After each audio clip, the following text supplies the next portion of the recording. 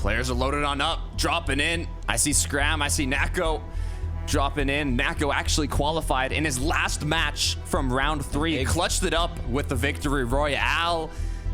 This is it, Jacob.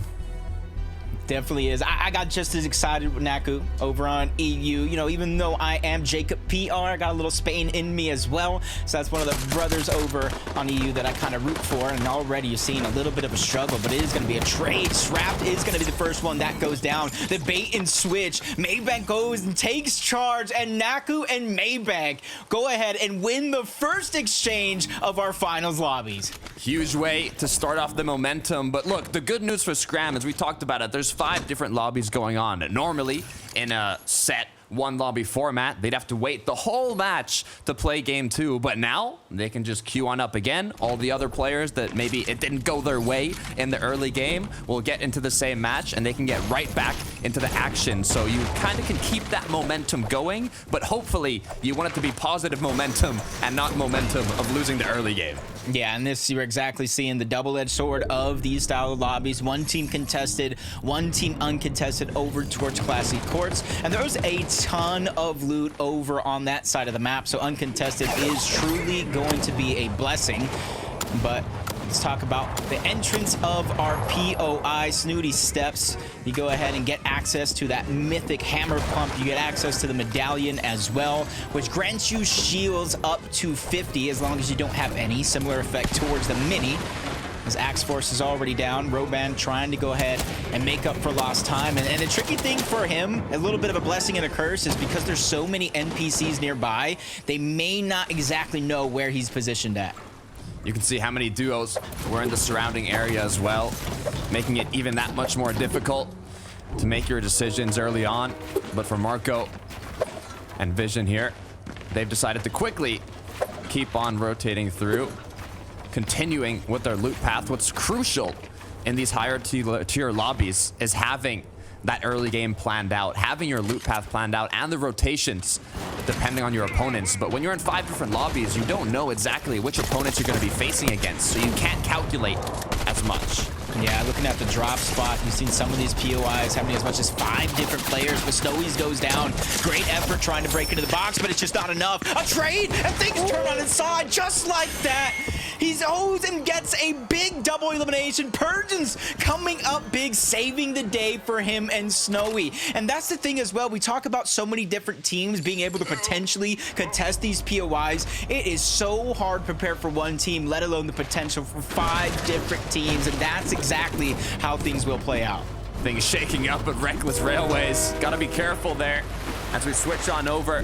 Fan favorites, MrSavage Mongraal, who look to have a pretty peaceful start here. No elims to their name, but a lot of time to fish around. We saw, like Cammy and Seti, you can use those shield breaker EMPs to loot or fish more efficiently, sorry. But switching back over to iDrop here alongside Nebs, got themselves into an engagement. The good news is they did get that first elimination, gives them that player advantage, 2 versus 1.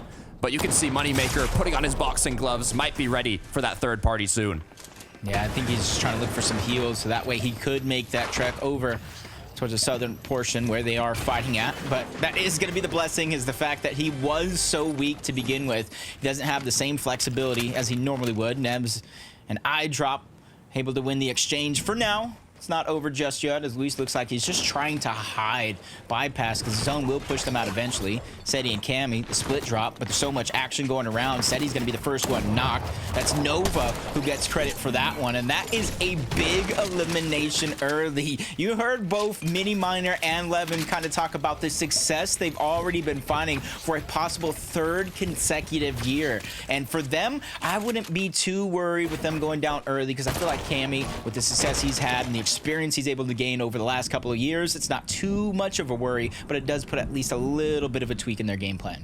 Look, it might mess up the momentum a bit, but like you said, they're veterans. They know how to handle these situations. They've been in these situations countless times. But you know, you gotta say, Cammy's gotta be feeling a bit nervous, crouched up in a corner here. You never really know what your opponent might be thinking. Good news is we have the pros of seeing that mini-map with the opponents on it, so we can see that they have disengaged, and Cammy now has a bit more flexibility, but The question is, how long is he going to be staying here as the zone closes in? Next zone appears. The surrounding area gets smaller and smaller, and the opponents get closer and closer. And this is what happens in these style of lobbies. I think a lot of players feel a different amount of confidence than they normally would. You tune into Eclipse and Dexy getting another elimination on the Wolvex. His teammate long gone. You got to imagine that might be him on the mini-map on the outskirts towards the west side. Just trying to find some loot. Have plenty of time in this game trying to backtrack for that reboot card. As long as Eclipse and Dexy choose not to camp it, but a nice snipe like that's going to give them confidence to continue to push on over. But not just yet in their plan. That team is going to be able to disengage, keep their game going. For Eclipse and Dexy, at least that's something for their surge. We can see what happened here with Cammy, as it looks like it might... Oh, no way. No way. I thought it was over. I thought it was over. They jumped over Cammy. They used him like a little stepping stone to get over the ridge, and they still didn't see him, Jacob. I just imagine Seti in his ear, don't be suspicious, don't be suspicious, as Cammy just narrowly escapes. And those are the moments right there, though. Sometimes it's a big impact moment, you get elimination, a huge refresh. Well, it's that moment right there. If Cammy and Seti could come back, we'll say, hey, it was because he hid just like a rock between a mountain, any crevice you can hang on to. He found some success. His eye drop and Nebs rotating around the map. And you can see, I think they have their lines of sight towards the right side of the overall map, where there's less people actually contesting it, plus there's static launch pads to give you that mobility. All about making use of that natural environmental mobility, launch pads, rifts, you've got it all, but right now mobility isn't a key factor for iDrop here, as he's forced into a situation where he does not have the advantage. He has to make something happen to come out on top. He does have the positional one, but with the 1 versus 2, it makes it that much more difficult. As he tries to make a disengagement here, drops down below to the dirt, close to the water, but is he going to be able to make it? How hungry is his prey right now? Looks like he's just kind of getting pushed around a little bit from everybody else, not really having the flexibility to choose what he wants to do. And they actually do see him trying to heal up, so they got to know that he is weak. So now they're on the chase, especially with the grapple blade. They're going to be able to cover distance rather quickly, and the cut back from iDrop trying to catch him off guard. And this is his best chance. Try to separate both of these players into 2 separate 1v1s, but the damage is just insurmountable. Too much for iDrop to overcome. He's going to go down and get sent back to the lobby for another game to queue up. Only so much you can do, but the non-stop action continues as Cammy now, he was camouflaged into the rock, but looks like when he's in the water, he can't turn into a fish, as now they found him. The hunt continues, another chase. Good news, has the grapple blade, has that mobility to try and escape, but so does his opponents as they continue to hunt Cammy down. How long will this go on for? Being out of the zone, delaying as much as possible as Cammy gets cracked, and now that is ultimately gonna become his fate. Honestly, Takata, that doesn't worry me too much. You know, Cammy and Seti, they've had slow starts before and still have been able to burst up the leaderboard in no time. But we'll see. We'll see how the day goes on, because a different format, different set of skills is going to be required overall, as Creox just seems to be under siege down low. Even explosions popping off. Needs a little help there to kind of finish that one off. Even QB taking some shots from the high ground. And this is what happens when you don't or aren't able to really pinpoint your opponent's location right out of the gate. They get that early advantage in terms of damage. I just want to see them end this fight rather quickly and not let these eliminations escape through their hands. The 2 versus 2, good news is there's not too many opponents close by, so it should be a fair fight for the time being. The question is, like you said, how long will they continue to take these shots before making more of an aggressive play? As it looks like Chekeni, Ryuga, they might want to just disengage. They have the grapple blades. They don't want to take any risks. They did have the HP and shield advantage, had their opponents boxed down below. Feeling a bit scared, but you know, you don't want to take these risks if they're unnecessary, as now they continue to climb up the snowy mountain and can look around and kind of see how their opponents have been rotating and what options they might have even for a bit more tags. But back to MrSavage, Mongraal looks like they got a cache. Still no elims to their name, wondering how much damage they might have at this point. They have crossed quite a few duos that looks like they're already on their surge path, up above on ridges, mountains, hills, anywhere that gives them a good line of sight to their opponents. But for Mongraal and Savage, they're just going to keep rotating through. It's just interesting to see their loadout, that they're not really carrying any mobility. As we jump into another fight, Sardox is going to go down. But even the team right before our very eyes, Shady and Krayer, they have their grapple blades. That's something we've seen almost all season long, whether you're using your Flowberry or Flowberry Fizz rotates, you mix it with a grappled launch pad or a crash pad. There's at least something in your inventory that allows you to close or create distance rather quickly. So interested to see how some of these teams in general will perform without it. And you're seeing so many different variations, even Uguay choosing to grab the grapple blade, mix it in with a sniper. And I think even with the nerfs to the sniper, in the right person's hands, it still packs a punch and can change a game plan in a moment's notice. I mean, when you have that one shot to the head, even with the new change in bullet drop, travel time, these players, they're veterans. They're elite in Fortnite competitive. They spend the time practicing to hit those shots, and all it takes is that one headshot to give you a huge advantage, the upper hand in the engagement. As we switch over to Fistroki Hijo now, looking like they want a little bit of that action, that chaos, as they continue to take pop shots. Polish Jeff with his position. They're almost like in a square split. Got to be careful for all angles. Ooh. He's going to try to break into the box. Fastroki was on the tail end of that one, but luckily for him, he's narrowly able to escape and create some distance. Hijo's there to reunite. And that's what's going to be important. Have to be able to play defensively. Jeff almost taking first wall. Cone's there. The fire is going to be shot back, but Jeff goes down and up out at the same time to take down his opponents. And that's the most important thing with the fight. It's changing directions, changing these different elevations so your opponent doesn't know exactly where you're coming from. And that was played absolutely perfect. Polish Jeff with that confidence too. You saw it. I mean, Hijo, Fistroki were taking some pop shots, were playing slow, but Jeff did not care. Went straight in, played for that aggression. As now mid-map objective showing up here. Island has appeared. Snozy now looking to get on up. As Artist and Hootie though are close by, taking shots. Huge connections from Artist here, but not enough to play aggressive, but it is enough to hopefully start capturing the flag and maintain the box up here. Yep.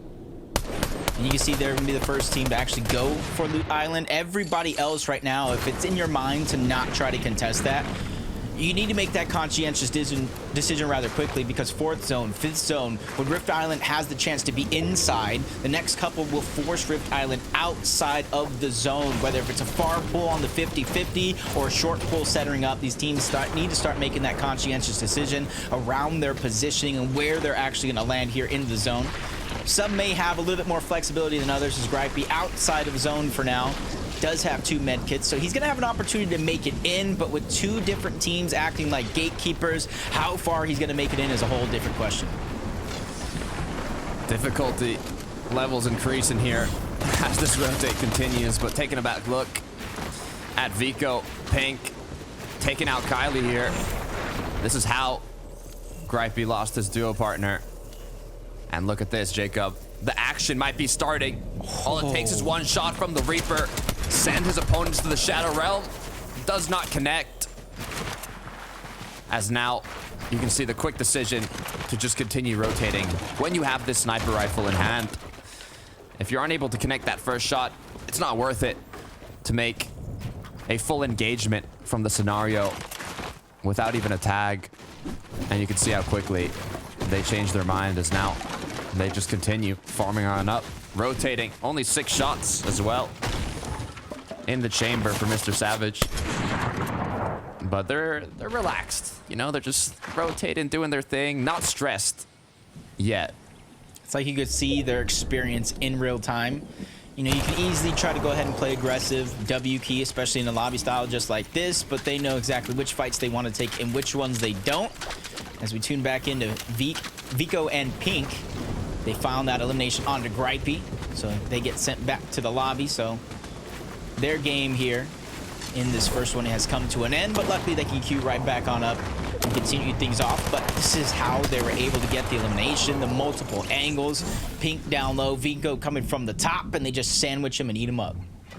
The 2-on-1 is always difficult.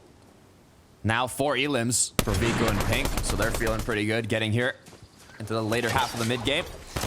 Meanwhile, Active Pixel, the duel, going straight into the engagement here, cracking their opponent, leaving them very low, but you gotta be careful of your surroundings. Aim is not a missing factor for the enemies around them, as now they're forced to take a step back, heal up, get the shield back. No medallion to them, so they do have to use the minis, the bigs, which isn't infinite. Like if they were to have the medallion like Zane here, you can see healing up to 50. They can just drop it back and forth between each other, depending on who needs shield, who doesn't. As now, what a loadout as well. Mythic, Striker AR, Grapple Blade, Sniper, Medallion. I mean, that's the position you want to be in. Yeah, the only thing that's kind of missing now between the duo is some HP to kind of regain. One of them actually needs it, the other one not so much, but you can see everybody kind of getting jam-packed closer and closer together. And this is the stage of the game to where everybody is forced to be in close proximity with one another. So those exchanges that you were freely able to take early on in the game are not as safe as they once were. So being able to peek through the cone like CZB and Nathan are currently doing, getting some information of where everybody's going to be before the next zone pulls all the way towards the western side of the map in the first 50-50 of the day. Now the duo's planning out what's that decision, what's that rotate going to look like. You can see at the bottom right, a lot of them choosing to go up north, hoping to not find as many duos looking back at them who have already been placed inside of the zone. For Strand and Kovacs, though, they were fortunate enough to pull that zone, as now they have the freedom to look around at the duos rotating in, take some shots, do some damage. And I ask you a question real quick. The zone's on the 50-50 right now. Obviously, that Eastern Tide is going to get stacked. Does Takada move over when the zone opens up? Like, what situation makes you go for that space versus not going for the space? Look, if you're comfortable on loot, if you're comfortable on damage, and you don't want to hold these people on the edge, you can play for that full position. If you have the materials to possibly take an advantageous position on the moving zones, you can go early. But for a lot of people who've already built up their boxes, who don't want to use more materials to rotate, they just have the freedom to stay here, take those shots, do the damage. And it's all depending on the situation they were in beforehand and the playstyle they want to continue with. But when you don't have options, and your duos like Artist, like Cutie here, who are going to make use of this crash pad, rotate, possibly combining the Flowberry. We talked about it. Mini talked about it. Unfortunately, though, their idea has been shot down, literally.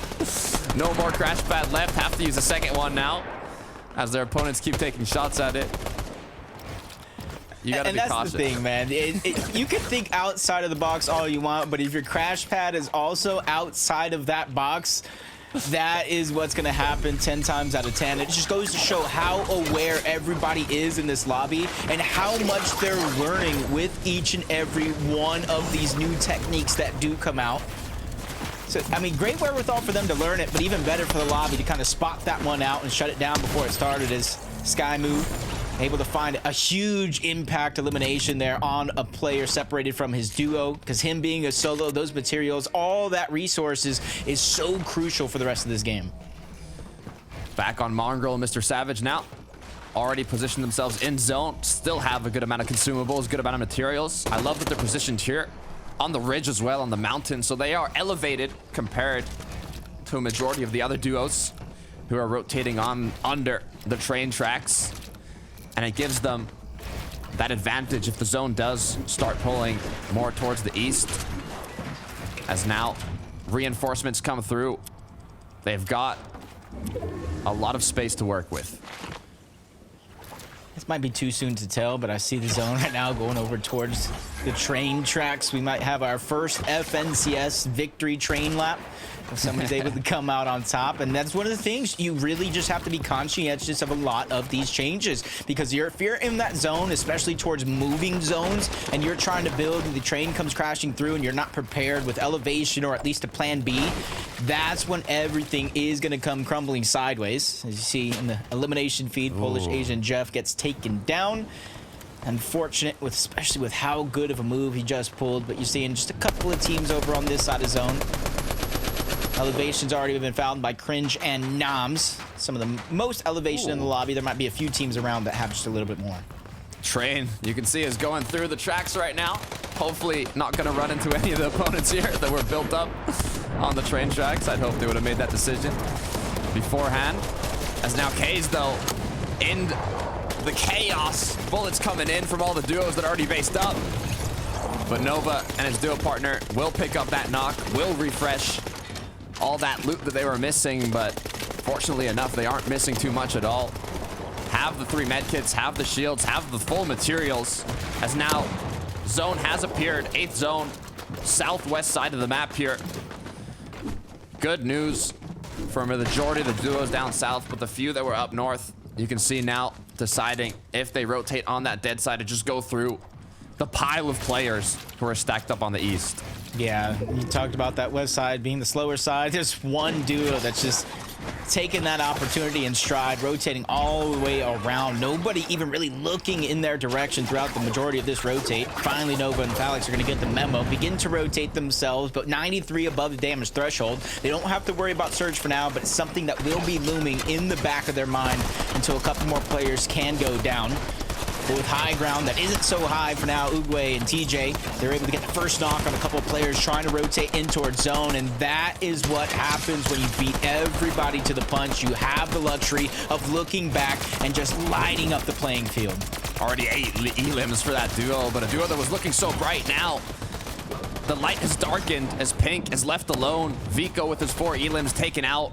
Good news, using that Flowberry Fizz to get that mobility boost. Rotate on to the less congested side of the zone, and it even pulled towards Pink here. It's huge zone-wise, but after getting cracked now, he wants to move positions, doesn't want to get pushed by that duo. Big Shield comes through, has a med kit, has the Flowberry. Pink should be able to last a good amount of time here. Yeah, great decision to slide down the mountain away from the zone. But what that did is moved him closer to other players, so he wasn't going to be the focus. Because you know as well as I do, if you see one person tagging up a solo, you're just going to join the fray, even if you don't get the elimination. So Pink really thinking outside of the box, but high ground continues to be maintained by Oogway and TJ, as they're just looking back to the side of zone, trying to tag anybody up before they make a chance to get there. But Mongraal and Savage, they've been scathing by a smooth and simple game, but they could be waiting for moments like this. Almost max mats for Mongraal alone. Huge amount of materials, low amount of damage. Good news is that shouldn't be a difficulty for this duo. Now, on the side of the zone where all these other players are rotating through, opening up the floor to find those options, to find those tags, get that damage. Unfortunately enough, or fortunately enough, actually, they go up to 16 above, but how long are they going to be able to hold that? High ground Not has long. been taken. Marco, Fire Bro, now up above in the clouds, looking down below, connecting to those structures, making sure they can keep this elevated position. No Flowberry Fizz, no Grapple Blade, though, so they can't go too high. Only 6 builds to work with as well as they scabber through. Kind of called out their worst case scenario. No mobility, no way to really catch themselves, especially with the amount of elevation they have. But we move into our top 20. Cringe here as a solo. He lost Noms across the way, but Pink goes down as well, joins him back into the lobby. They're going to quickly try to queue up for another game as Mongraal and MrSavage. A bit quiet when it comes to eliminations, but this is the moment they could have a chance to pop off, quickly staying towards the front side of the zone, above everybody else, which gives them opportunities to peek down, but Savage gets ahead of himself momentarily. Luckily, he's able to get bailed out by Mongraal. Huge refresh, recuperating materials, such a good amount. They could start looking up a little bit. They don't know that the high ground is low on mats, but if they start taking pot shots, see they're in wood, it could open up that opportunity to take height, as Oogway, on the contrary, taking down the ground. Now, 4 elims to his name, duo partner with 3.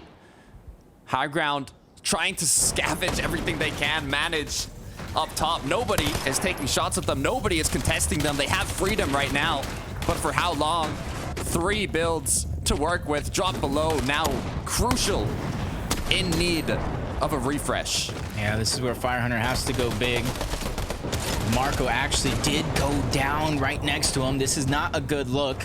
And now he's stuck by himself. No builds, no real opportunity. He's going to have to make something out of nothing here. And you see the thought process in action, staggering himself out of zone. Uguay and TJ go down, but Mongraal and Savage, with the mats that they've had and held on to for so long, they finally take the high ground, and at the perfect moment, too.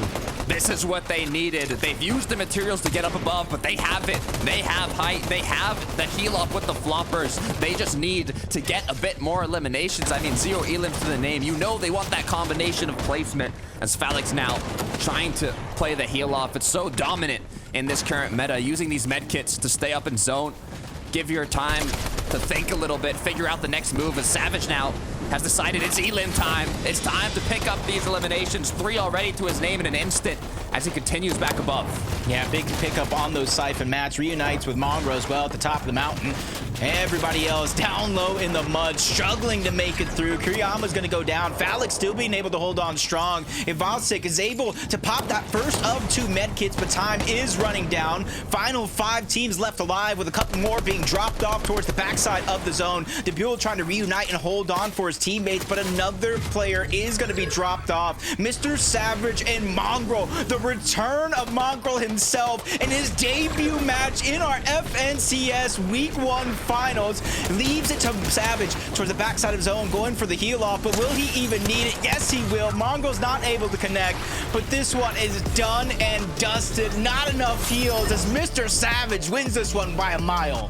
Played by the books in the current meta. 2 med kits, 4 floppers. They had all the heals they needed. Mongraal just had to disrupt the low ground, take shots, do damage, try and elim as many opponents as possible, and that is exactly what happened. Game 1, the duo is looking strong with the VR. Yeah, throughout the course of that game, it was Mongraal that had the floppers for so long in his inventory. You see the shield fields there for MrSavage, but as soon as they got to the last portion of the game, they switched up their win condition, they switched up their roles, and played it to perfection to win this game. Even with Mongraal going down right towards the outside, there was more than enough heals on the back of MrSavage for him to last a lifetime. That's going to be game 1 for our EU superstars, but I'm going to throw it on over to 3 other superstars, Levin, Mini, and Adam, to break it all down.